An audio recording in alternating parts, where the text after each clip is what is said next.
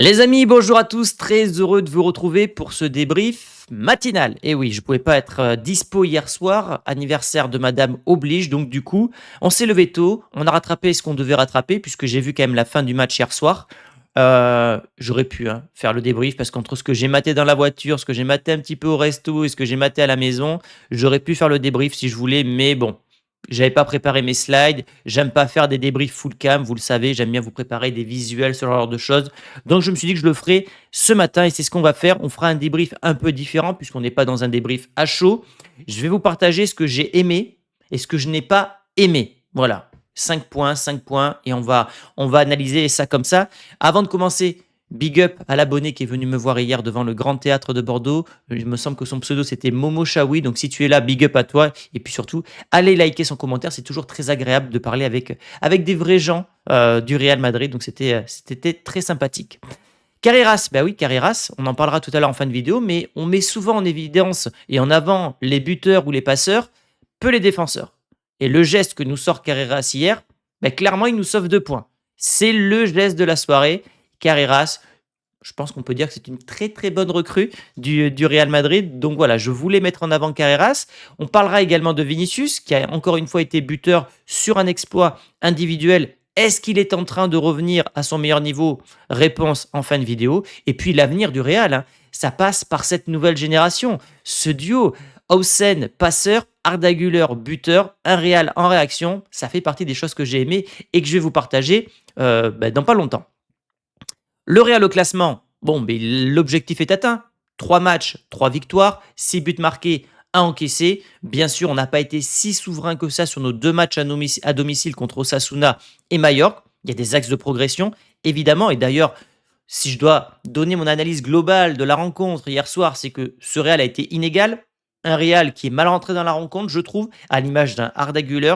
Un Real qui a su réagir avec beaucoup de caractère en l'espace de 2 minutes à l'image encore du Turc, mais aussi d'un Vinicius, et un Real qui a été attentiste en deuxième période avec un pressing à la récupération qui n'a pas été bon du tout, je trouve. Xabi Alonso est revenu là-dessus, et voilà.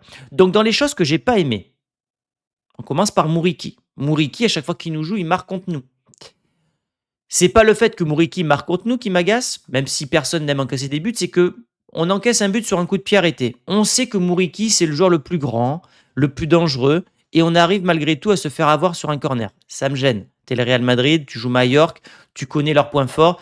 Limite, mets 2 joueurs sur lui si le gars est vraiment si fort de la tête. Donc ça, j'ai pas trop aimé l'attentisme de la défense sur ce coup de pied arrêté. Ça peut donner des idées aux autres équipes. Bref, ça reste quand même les défenses sur coup de pied arrêté, l'un des points faibles du Real sur les dernières saisons. C'est pas la première fois que le Real encaisse des buts dans ce genre de situation. La chose que j'ai pas aimé non plus, et d'ailleurs, Xabi Alonso est revenu hier soir lors de sa conférence de presse, c'est le pressing. Le coach a dit, nous n'avons pas été bon dans le pressing dans la moitié de terrain adverse après avoir perdu le ballon. Là où le Real d'habitude récupérait le ballon rapidement en moins de 5-7 secondes, c'est ce qui avait été marqué statistiquement par les premiers matchs de Xabi Alonso, hier soir ça s'est pas forcément vu. Alors j'irai pas jusqu'à dire que c'était un match à la Ancelotti, mais en deuxième période on a été trop attentistes. Alors on a eu 3 buts refusés, certes, même si certains auraient dû selon moi être acceptés. Bref, on va pas revenir là-dessus, enfin on y reviendra mais rapidement. Mais oui, le pressing n'a pas été bon. Et quand tu es à domicile, j'attends un peu plus de ce Real Madrid. Je veux un Real plus protagoniste, un Real qui étouffe plus son adversaire. Donc le Real peut faire mieux en termes de pressing. Et d'ailleurs, Xabi Alonso était un petit peu défait hier de se dire que c'était déjà la trêve internationale et qu'il ne pourrait pas travailler avec son équipe pendant 15 jours. C'est vrai que c'est frustrant. Tu viens d'arriver, tu vois qu'il y a plein de choses à bosser et tu vas reperdre tes joueurs pendant 15 jours. Ils vont devoir se réhabituer au club. Bref, j'avoue que c'est compliqué quand tu es coach quand même.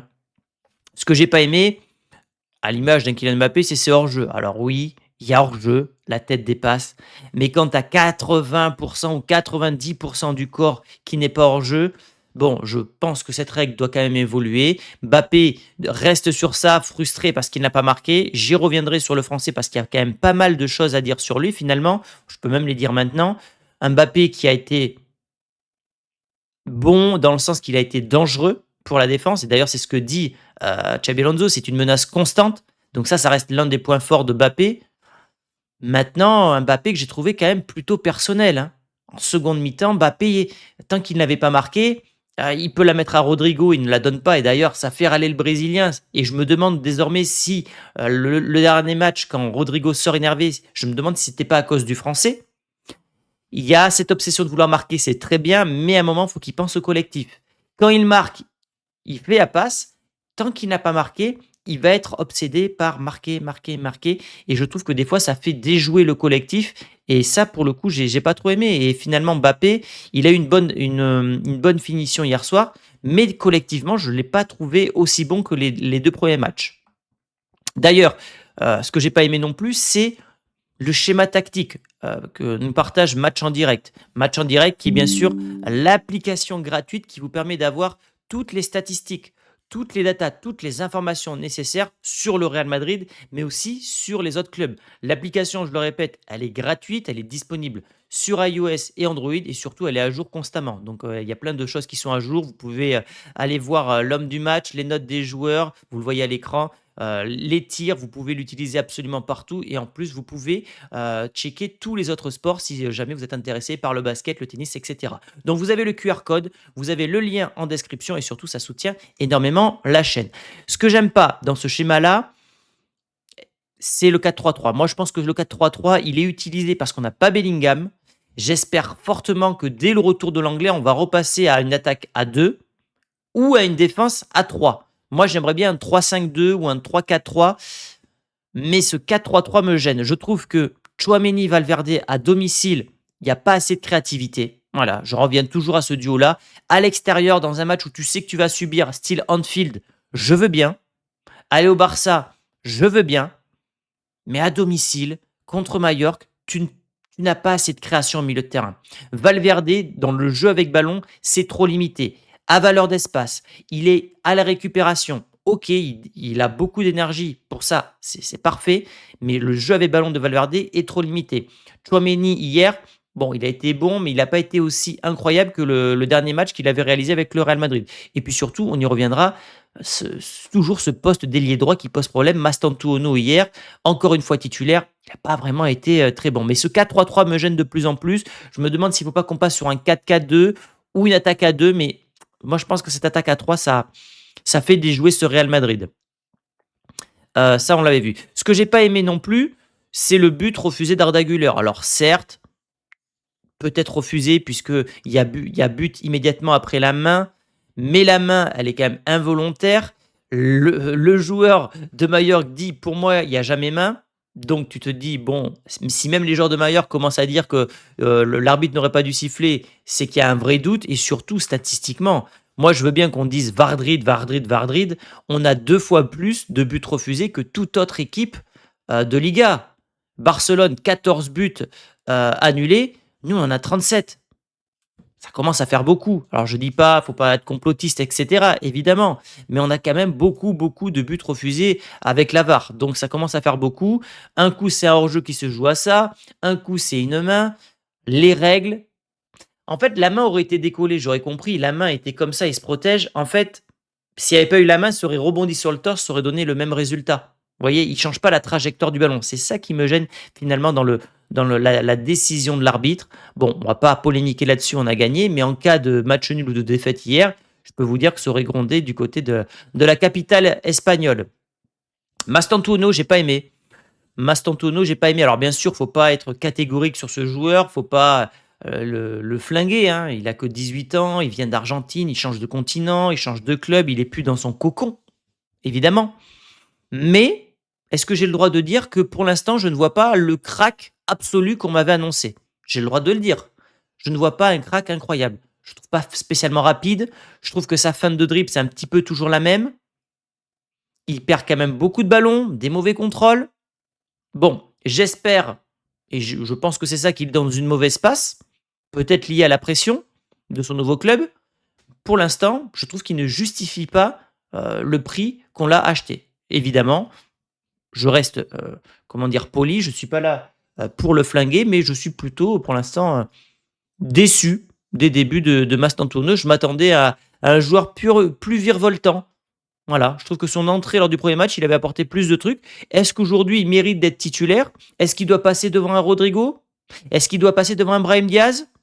Bon, peut-être que c'était aussi une volonté de Xabi Alonso de le tester sur deux trois matchs pour voir ce qu'il avait dans le bide et que, après la trêve internationale, il sera, dans un rôle de super sub, affaire à suivre.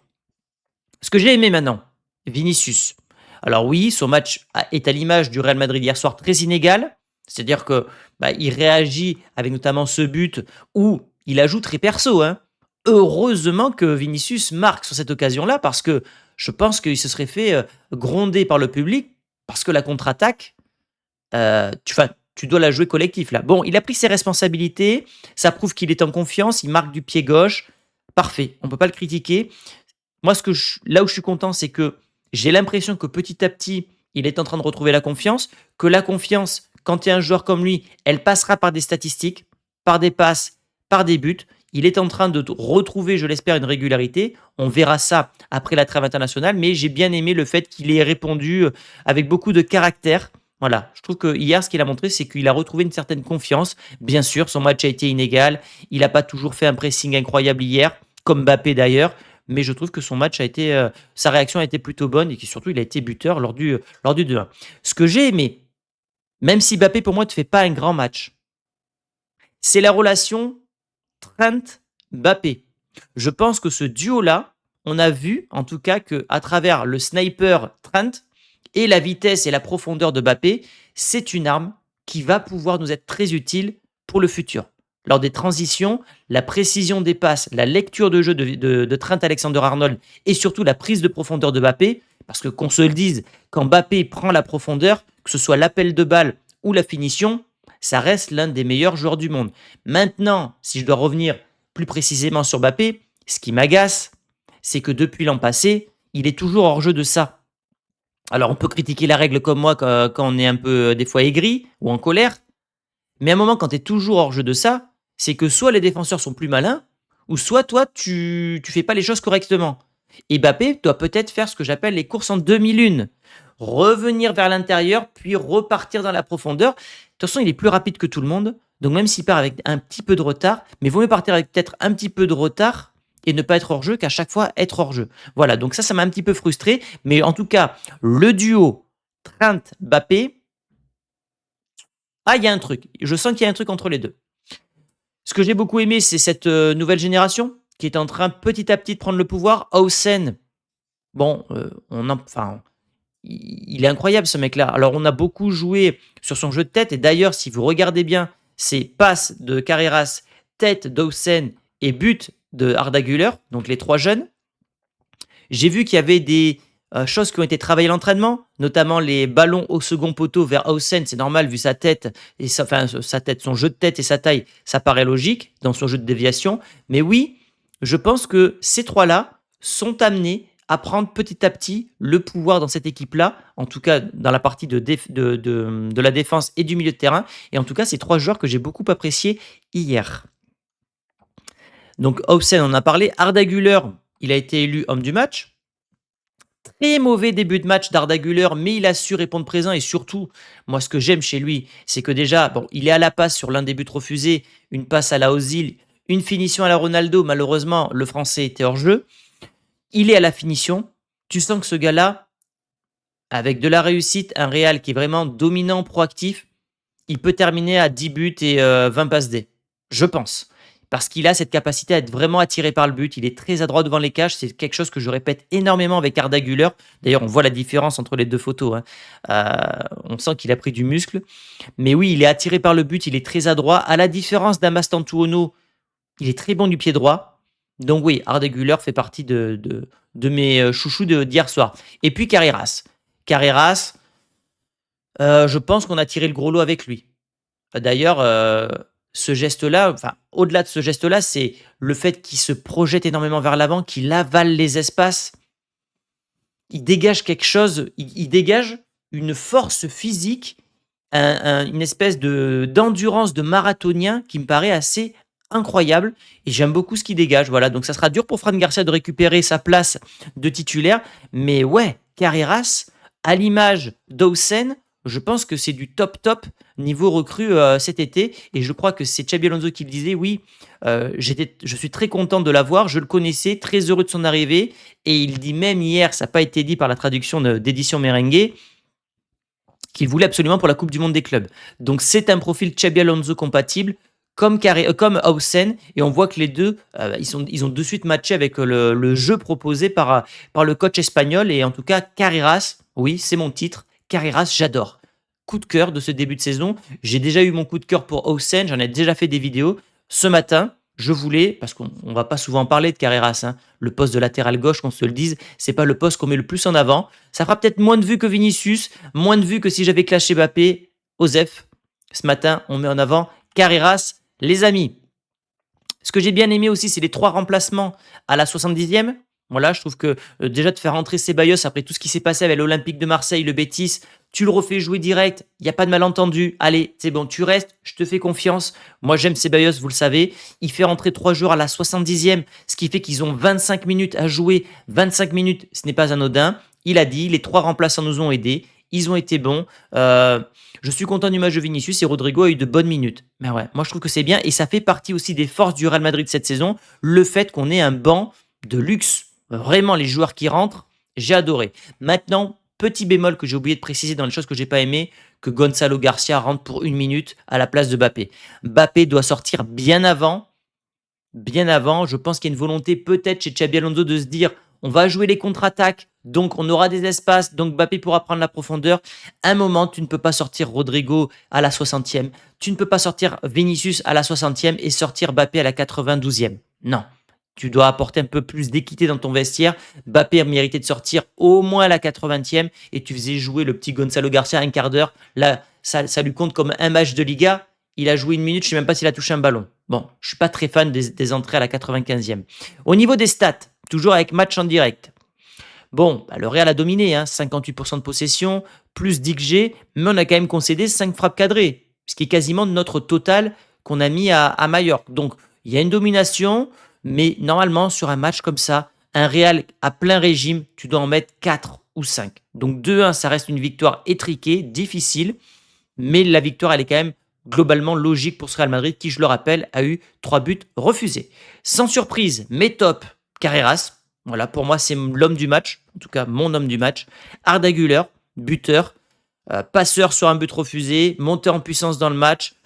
Toujours peut-être du mal à faire le pressing, peut-être le bémol. Et puis Hausen, bon, ben, lui, je pense qu'il a pris son abonnement pour être dans les tops cette saison, véritable recrutement stratégique, comme dit Xabi Alonso, et je suis plutôt d'accord avec lui, stratégique, parce que tu as renforcé ton équipe d'un coup et surtout tu as empêché les autres clubs européens d'avoir une pépite générationnelle. Et au niveau des flops, j'ai mis Mbappé. Il n'est pas catastrophique, Mbappé, mais plus dans l'attitude de ne pas vouloir être collectif en fin de match. Et malheureusement, 2 buts refusés parce qu'à chaque fois, il est hors jeu. Donc, à un moment, il doit travailler ça, mais j'ai pas envie de le bâcher parce que bon, c'est pas été une catastrophe. Et puis, j'ai mis Mastantuono. Je trouve que c'était vraiment le joueur en dessous des autres. Et puis voilà, j'ai mis que ces deux-là. Donnez-moi votre avis dans les commentaires. Et puis, au niveau des notes, Mastantuono, seul joueur qui n'a pas la moyenne. Enfin, qui n'a pas la moyenne, qui est en dessous de 7. Courtois, bon, quand tu es gardien de but, c'est toujours un petit peu à part. Trent a fait un bon match. Je suis plutôt d'accord. Il y a eu un très bon match de Trent hier. Peut-être pas aussi bon que celui de Carreras, mais en tout cas, statistiquement, visiblement, c'est l'un des meilleurs. Valverde, 7,7. Je trouve que c'est bien payé pour l'Uruguayen qui est bien trop discret à mon goût. Vinicius, 8, homme du match. Je ne l'aurais pas mis homme du match. Pas forcément d'accord avec les notes d'hier, si ce n'est celles de Mastantuono et de Mbappé. Mais bon, voilà. En tout cas, vous avez mes hommes du match et vous avez mes flops, les amis. Je vous dis à demain. Bon dimanche, les amis. Il n'y aura pas de live aujourd'hui. Et je pense que je vais vous annoncer quelques surprises cette semaine. Donc, restez connectés, les amis. Et je vous dis à très vite. Ciao!